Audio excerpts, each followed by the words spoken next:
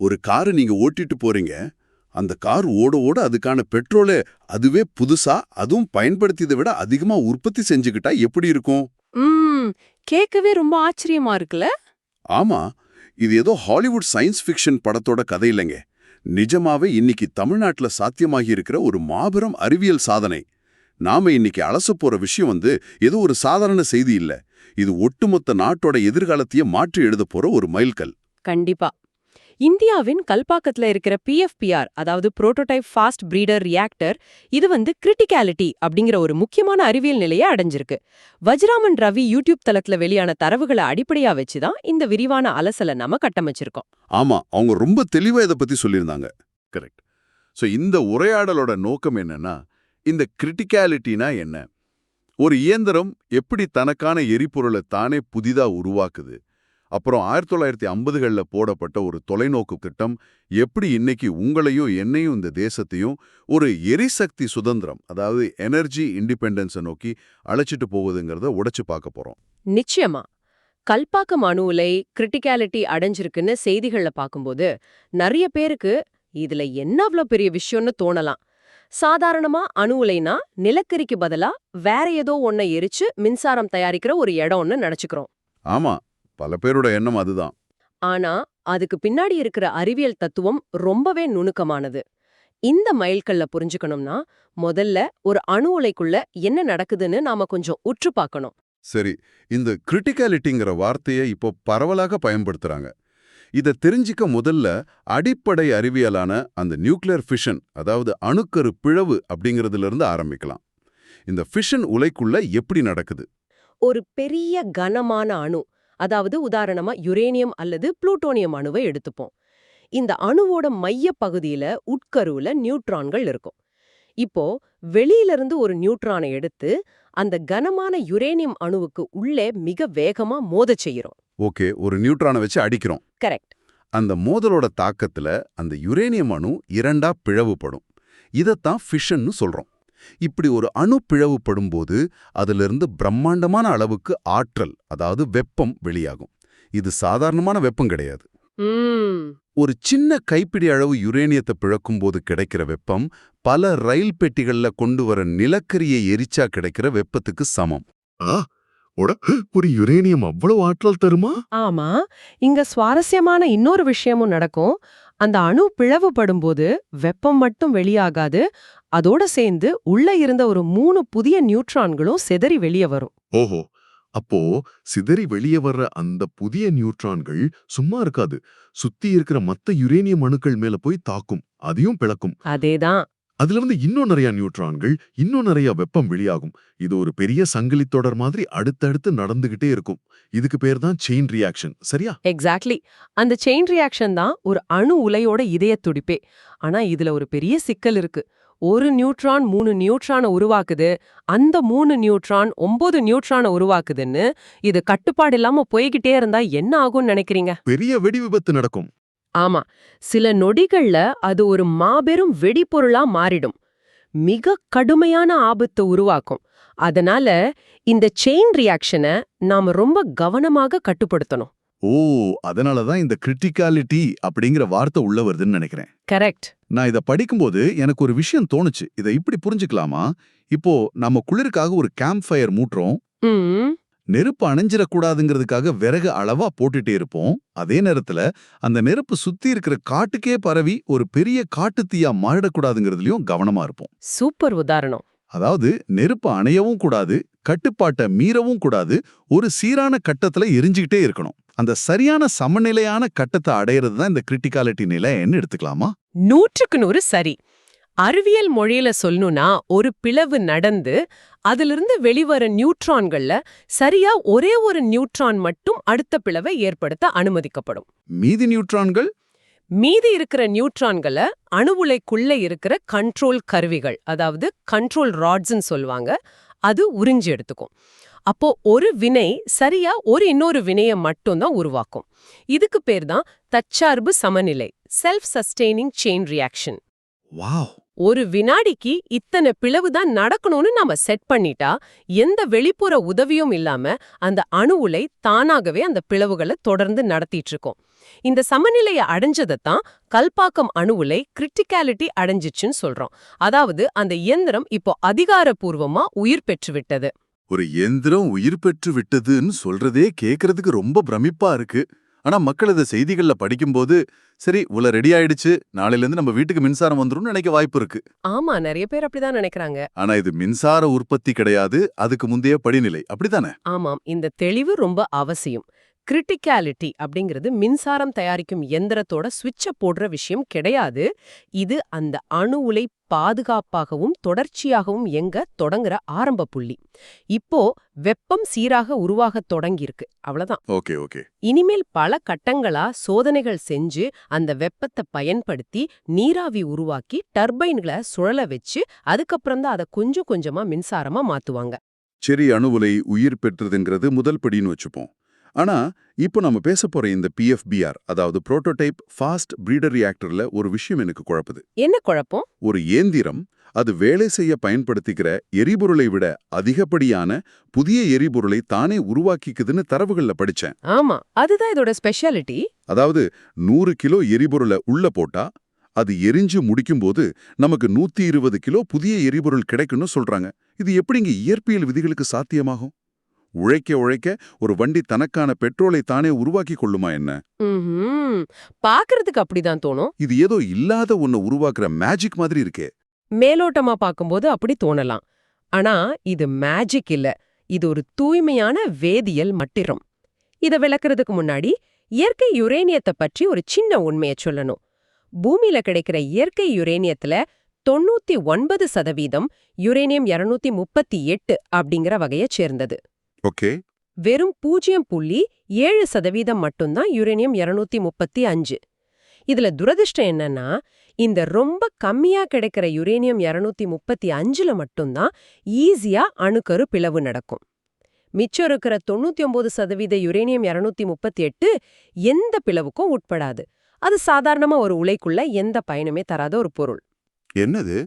அப்போ நாம வெட்டி எடுக்கிற யுரேனியத்துல 99% குப்பை மாதிரி எந்த பயனும் இல்லாததா போயிடுதா? அங்கதான் சயின்ஸ் உள்ள வருது. இந்த பிரீடர் ரியாக்டருக்குள்ள 2 முக்கியமான பகுதிகள் இருக்கு. மைய பகுதிய கோர்னு சொல்றோம். இந்த கோருக்குள்ள பிளவுபடக்கூடிய எரிபொருளை, அதாவது புளூட்டோனியம் அல்லது யுரேனியம் 235 வச்சிருப்போம். சரி, அப்போ அந்த 99% என்ன பண்றாங்க? இந்த மையப்பகுதியை சுத்தி ஒரு போர்வை மாதிரி இன்னொரு அடுக்க உருவாக்குவாங்க. அதுக்கு பேரு பிளாங்கெட். இந்த பிளாங்கெட்ல தான் நாம எந்த பயனும் இல்லைன்னு நினைச்ச அந்த 99% யுரேனியம் 238 நிரப்பி வச்சிருப்போம். அப்போ மையத்துல நெருப்பு எரியுது, சுத்தி சாதாரண எரியாத யுரேனியம் 238 இருக்கு. இது எப்படி புது எரிபொருளா மாறும்? மையத்துல அணுக்கரு பிளவு நடக்கும்போது நியூட்ரான்கள் வேகமா சிதறி வெளியே வரும்னு நாம முன்னாடியே பேசணும்ல. ஆமா ஆமா, ஒரு நியூட்ரான் இடிச்சு 3 நியூட்ரான் வருமே. கரெக்ட். அப்படி அதிக வேகத்துல வெளியே வர்ற நியூட்ரான்கள் சுத்தி இருக்கிற இந்த பிளாங்கெட் மேல மோதும். அப்படி மோதும்போது இந்த யுரேனியம் 238 அந்த நியூட்ரானை உள்வாங்கிக்கும். ஒரு நியூட்ரானை உள்வாங்கின உடனே அதோட தன்மையே மொத்தமா மாறிடும். அட, அது யுரேனியமா இருக்காது, ஒரு ரசாயன மாற்றத்துக்கு உட்பட்டு புளூட்டோனியம் 239 அப்படிங்கிற ஒரு புதிய தனிமமா உருவெடுக்கும். இந்த புளூட்டோனியம் 239 அப்படிங்கிறது மிகச்சிறந்த ஒரு அணு உலை எரிபொருள். ஓஹோ, அப்போ ஒரு பக்கம் மையத்துல இருக்கிற பழைய எரிபொருள் எரிஞ்சு தீர்ந்துட்டே இருக்கு, அதே நேரத்துல வெளியில இருக்கிற வேஸ்ட் யுரேனியத்தை இது ஒரு சூப்பரான புது எரிபொருளா நாத்திட்டே இருக்கு. எக்ஸாக்ட்லி. இது உண்மையிலே ஒரு பிரம்மாண்டமான விஷயங்க. இது ஏன் பிரீடர்னு சொல்றாங்கன்னு இப்போ புரியுது. அது புதுசா எரிபொருளை பிரீட் பண்ணுது. ஆனா இதுல இந்த ஃபாஸ்ட் அப்படிங்கிற வார்த்தை எதை குறிக்குது? சாதாரணமா எல்லா அணு உலைகளுமே வேகமா தானே செயல்படும். குறிக்கல, மையத்துல இருந்து சிதறி வர்ற அந்த நியூட்ரான்களோட வேகத்தை குறிக்குது. அப்போ சாதாரண உலைகள்ல நியூட்ரான் வேகம் குறைவா இருக்குமா? ஆமா, சாதாரண அணு உலைகள்ல அந்த நியூட்ரான்களோட வேகத்தை குறைக்கிறதுக்காக தண்ணிய பயன்படுத்துவாங்க. தண்ணீர் உள்ள இருக்கும்போது நியூட்ரான்கள் அதுக்குள்ள நீந்தி போற மாதிரி மெதுவாயிடுது. ஏன்னா மெதுவா போற நியூட்ரான்கள் மட்டும்தான் யுரேனியம் 235 பிளக்க முடியும். ஓகே, ஆனா இங்க ஆனா இந்த பிரீடர் ரியாக்டர்ல நமக்கு அப்படி நடக்கக்கூடாது. நியூட்ரான்கள் மிக அதிக வேகத்துல போய் மோதினா மட்டும்தான் வெளியில இருக்கிற யுரேனியம் 238 அந்த நியூட்ரானை உள்வாங்கி புளுட்டோனியமா மாறும். நியூட்ரான் வேகம் குறைஞ்சிட்டா இந்த மாற்றம் நடக்காது. ஓ, அப்போ உள்ள தண்ணி இருந்தா அந்த தண்ணி நியூட்ரானோட வேகத்தை ஆட்டோமேட்டிக்கா குறைச்சிடும். ஒரு நீச்சல் குளத்துக்குள்ள நம்ம ஓட முயற்சி பண்ணா தண்ணி எப்படி நம்ம வேகத்தை குறைக்குமோ அந்த மாதிரி. சூப்பர், அதேதான். அங்கதான் இவங்க திரவ சோடியம், அதாவது லிக்விட் சோடியமா உள்ள கொண்டு வராங்க. திரவ சோடியம் நியூட்ரான்களோட வேகத்தை குறைக்காது, அதே நேரத்துல மையத்துல உருவாகிற அந்த பிரம்மாண்டமான வெப்பத்தை மிக வேகமா உறிஞ்சி உலைய விட்டு வெளியே கொண்டு போயிடும். ஒரு நிமிஷம், திரவ சோடியம்ங்கிறது ரொம்ப ஆபத்தான ஒரு வேதியியல் பொருளாச்சே. காத்துல பட்டாலோ அல்லது சாதாரண தண்ணியில பட்டாலோ அது வெடிச்சிடும்னு நான் படிச்சிருக்கேன். ஆமா, பயங்கரமா ரியாக்ட் ஆகும். அவ்வளோ ஆபத்தான ஒரு பொருளை ஒரு அணுவுலைக்குள்ள வச்சு பயன்படுத்துறது பெரிய ரிஸ்க் இல்லையா? ஏன் அந்த ரிஸ்க் எடுக்கணும்? சோடியம் ரொம்பவே ஆபத்தானதுதான். அதை எந்த விதமான கசிவும் இல்லாம காத்தோ தண்ணியோ படாம கையாள்றதுங்கிறது ஒரு மாபெரும் இன்ஜினியரிங் சேலஞ்ச். ஆனா நம்மகிட்ட வேற வழி இல்ல. இந்த பிரீடர் தொழில்நுட்பம் வேலை செய்யணும்னா வேகமான நியூட்ரான்கள் வேணும். அதுக்கு திரவ சோடியம் மாதிரி ஒரு பொருள் தான் தேவை. ம் அந்த சவாலை ரொம்ப திறமையா எதிர்கொண்டுதான் பல வருஷ போராட்டத்துக்கு பிறகு இந்த உலைய வடிவமைச்சிருக்காங்க. வாவ், இந்த பல வருஷ போராட்டம்னு சொல்லும்போது தான் எனக்கு இன்னொரு விஷயம் ஞாபகம் வருது. இதெல்லாம் நேச்சரோ அல்லது ஒரு 10-20 வருஷத்துக்கு முன்னாடியோ பிளான் பண்ணதில்ல. ஆமா, 1950கள்ல டாக்டர் ஹோமி பாபா அவங்க போட்ட ஒரு மாபெரும் திட்டத்தோட ஒரு பகுதி தான் இந்த PFBR அணு உலைன்னு தரவுகள் சொல்லுது. நம்மகிட்ட பெரிய அளவுல தொழில்நுட்ப வசதிகள் இல்லாத அந்த காலகட்டத்திலேயே அவர் ஏன் அவ்வளோ பெரிய திட்டத்தை உருவாக்கணும்? ஏன்னா ஹோமி பாபாவுக்கு அன்னிக்கே இந்தியாவோட வளங்கள் பற்றியும் சர்வதேச அரசியல் பற்றியும் ஒரு தெளிவான பார்வை இருந்துச்சு. அணு உலைகளுக்கு ரொம்ப முக்கியமான எரிபொருள் யுரேனியம்னு பார்த்தோம் இல்லையா? ஆனா இந்தியாவுல இயற்கை யுரேனியம் ரொம்ப ரொம்ப குறைவு. நாம யுரேனியத்துக்காக மத்த நாடுகளை நம்பிதான் இருந்தோம். அதுவும் 1974ல இந்தியா பொக்ரான்ல முதல் அணு ஆயுத சோதனை செஞ்சப்போ உலக நாடுகள் எல்லாமே இந்தியாவுக்கு யுரேனியம் கொடுக்க கூடாதுன்னு கடுமையான தடைகளை விதிச்சாங்க. அப்போ நமக்கு வேற வழி இல்லாம போயிருக்கும். கண்டிப்பா, நமக்கு வேற வழியே இல்ல. நம்ம நாட்டுல இருக்கிற பொருளை வச்சு நாமளே ஒரு வழியை கண்டுபிடிக்கணும்னு முடிவு பண்ணாங்க. அப்போதான் இந்தியாவுல கொட்டி கிடக்கிற தோரியம் பத்தி அவர் யோசிச்சார். தோரியம்மா, நம்ம ஊர் பீச் மணல்ல கூட நிறைய கிடைக்கும்னு சொல்லுவாங்களே, அதுவா? அதேதான். குறிப்பா தென் மாநிலங்களான கேரளா, தமிழ்நாடு கடற்கரைகள்ல இருக்கிற மோனசைட் மணல்ல தோரியம் அபரிமிதமா இருக்கு. உலகத்திலேயே அதிக தோரியம் கையிருப்பு இருக்கிற நாடுகள்ல இந்தியாவும் ஒண்ணு. அடடே. ஆனா இதுல இருக்கிற பெரிய சிக்கல் என்னன்னா, யுரேனியத்தை அணு உலைக்குள்ள போட்டா பிளவுபடும். ஆனா தோரியத்தை அப்படியே அணு உலைக்குள்ள போட்டா அது பிளவுபடாது, எரியாது. அது ஒரு எரிபொருள் கிடையாது. ஓ, அப்போ அதை அப்படியே பயன்படுத்த முடியாதா? முடியாது. தோரியத்தை முதல்ல யுரேனியம் 233 அப்படிங்கிற பொருளா மாத்தணும். அதுக்கப்புறம் தான் அதை பயன்படுத்த முடியும். இந்த மொத்த பிரச்சனைக்கும் தீர்வு காணத்தான் ஹோமி பாபா 3 கட்ட அணுசக்தி திட்டத்தை, அதாவது 3 ஸ்டேஜ் நியூக்ளியர் புரோகிராம உருவாக்குனார். ஓகே, இந்த 3 கட்ட திட்டத்தை நான் இப்படி புரிஞ்சுக்கிறேன். இது ஒரு பிரம்மாண்டமான ஹோட்டல் கிச்சன் மாதிரி செயல்படுது. முதல் கட்டம் அப்படிங்கிறது மார்க்கெட்ல இருந்து காய்கறிகளை வாங்கிட்டு வர்றது.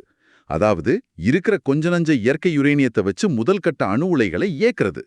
இதுல மின்சாரம் கிடைக்கும், கூடவே மிச்ச மீதியா சில பொருட்களும் கிடைக்கும். இந்த பொருள் ரொம்ப முக்கியம்.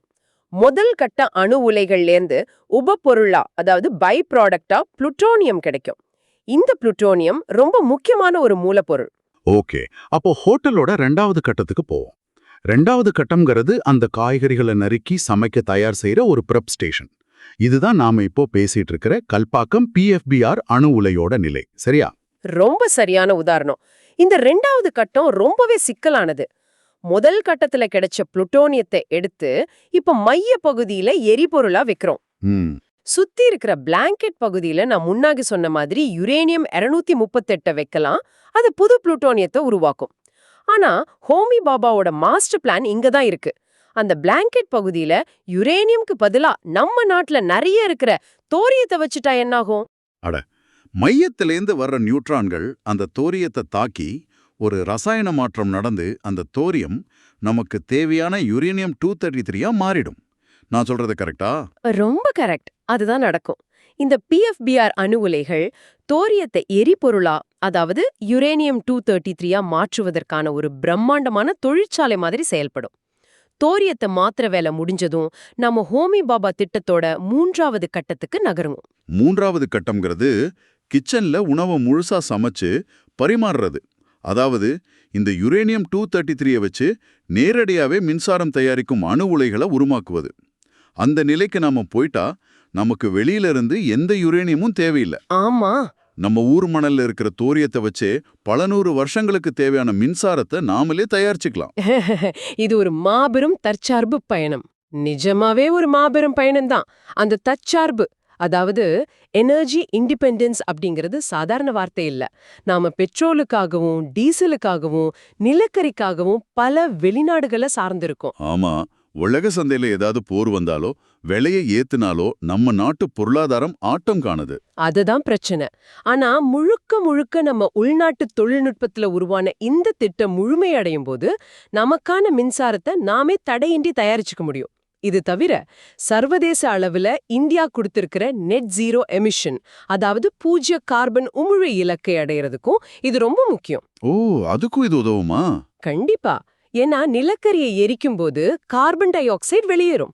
ஆனா அணுசக்தி ஒரு தூய்மையான ஆற்றல். இதுல இருந்து கார்பன் வெளியேறாது. எல்லாம் கேட்கறதுக்கு ரொம்பவே நம்பிக்கை தருது. ஆனா எனக்கு ஒரு கேள்வி. இந்த திட்டம் முழுமையடைய இன்னும் எவ்வளவு காலம் ஆகும்? கல்பாக்கம் முலை கிரிட்டிகாலிட்டி அடைஞ்சிருச்சு. அடுத்த மாசமே கிரிட்டோட இணைச்சு மின்சாரம் வந்துருமா? அப்படி அவசரப்பட முடியாது. ஓ, டைம் ஆகுமா? ஆமா, அணு அறிவியல் பொறுமையை கோரும் ஒரு துறை. கிரிட்டிகாலிட்டிங்கிறது எந்திரம் உயிர்ப்பிக்கப்பட்ட ஒரு ஆரம்ப நிலை மட்டும்தான். அடுத்து இத ரொம்ப குறைந்த அளவிலான ஆற்றலை இயக்கி பார்ப்பாங்க. உலைக்குள்ள இருக்கிற ஒவ்வொரு சென்சாரும் குழாய்களும் சரியா வேலை செய்தான்னு மிக கடுமையான பாதுகாப்பு சோதனைகள் நடக்கும். Safety sex. ஆமா, ரொம்ப முக்கியம். திரவ சோடியம் பாதுகாப்பா இயங்குதான்னு உறுதிப்படுத்துவாங்க. இதுக்கெல்லாம் சில மாதங்கள் அல்லது வருடங்கள் கூட ஆகலாம். எல்லா பரிசோதனைகளும் 100% வெற்றி அடைஞ்ச பிறகுதான் இத மின்சார கட்டமைப்போட இணைப்பாங்க. ரொம்ப தெளிவா விளக்குனீங்க. இதோட நாம இந்த ஆழமான அலசலோட நிறைவு பகுதிக்கு வந்துட்டோம். சாதாரணமா ஒரு அணுவை பிளக்கிற நியூக்ளியர் ஃபிஷன்ல ஆரம்பிச்சு ஒரு அணு உலை தானாகவே சமநிலையை அடைஞ்சு கிரிட்டிகாலிட்டி நிலைக்கு வரத பத்தி பார்த்தோம். அப்புறம் எப்படி ஒரு உலதான் பயன்படுத்தும் எரிபொருளை விட அதிக எரிபொருளை உருவாக்குதுங்கிற அந்த ஃபாஸ்ட் பிரீடர் தொழில்நுட்பத்தோட வேதியியல் ரகசியத்தை புரிஞ்சுக்கிட்டோம். நியூட்ரானோட வேகத்தை குறைக்காம இருக்கிற திரவ சோடியம் எப்படி பயன்படுத்தணும் பார்த்தோம். ஆமா. எல்லாவற்றுக்கும் மேல 1950களில் ஹோமி பாபா கண்ட கனவு எப்படி நம்ம நாட்டு மணல்ல இருக்கிற தோரியத்தை பயன்படுத்தி இந்தியா ஒரு எரிசக்தி சுதந்திர நாடா மாத்த போகுதுங்கிறத ரொம்பவே ஆழமா விவாதிச்சோம். ஒரு நாடோட அறிவியல் கொள்கை எப்படி பல தசாப்தங்களை தாண்டி அந்த தேசத்தை காப்பாத்துங்கிறதுக்கு இது ஒரு சிறந்த உதாரணம். கண்டிப்பா. இதை நாம முடிப்பதற்கு முன்னாடி இதை கேட்டுக்கிட்டு இருக்கிற உங்களுக்கு ஒரு சிந்தனைக்கான கேள்வியை நான் முன்வைக்க விரும்புறேன். இதை கொஞ்சம் கற்பனை செஞ்சு பாருங்க. பல 100 வருஷங்களா உலக நாடுகள் பெட்ரோலுக்காகவும் நிலக்கரிக்காகவும் யுரேனியத்துக்காகவும் அடிச்சுக்கிறாங்க. போரே நடக்குது. சில நாடுகள் பெட்ரோலை வச்சுக்கிட்டு உலக பொருளாதாரத்தையே தீர்மானிக்கிறாங்க. ஆனா எதிர்காலத்துல இந்தியாவோட இந்த 3வது கட்ட திட்டம் முழுமையா வெற்றி அடைஞ்சு சாதாரணமா கடலோரங்கள்ல கிடைக்கிற தோரியத்தை வச்சு உலக நாடுகள் எல்லாமே தங்களுக்கான எரிபொருளை தாங்களே உற்பத்தி செய்ய ஆரம்பிச்சிட்டா என்ன நடக்கும்? பெரிய மாற்றமா இருக்கும். ஆமா, வளர்ந்த விரைந்து நாடு என்பதற்கான வரையறையே முற்றிலுமா மாறிடுமா? பூமிக்கு அடியில் இருக்கிற எண்ணெய் கிணறுகளை நம்பி இருக்கிற நாடுகளோட ஆதிக்கம் குறைஞ்சு மணலை எரிபொருளா மாற்றும் தொழில்நுட்பம் இருக்கிற நாடுகள் முன்னிலை பெறுமா? எரிசக்திக்காக நடக்கிற உலகளாவிய அரசியலும் ஆதிக்க போட்டிகளும் இந்த ஒரு தொழில்நுட்பத்தால மொத்தமா முடிவுக்கு வருமா? நீங்க யோசிச்சு பாருங்க. பல புதிய தரவுகளோடும் சுவாரஸ்யமான செய்திகளோடும் அடுத்த ஆழமான அலசலில் சந்திக்கிறோம். எங்களுடன் இணைந்து பயணித்ததற்கு மிக்க நன்றி.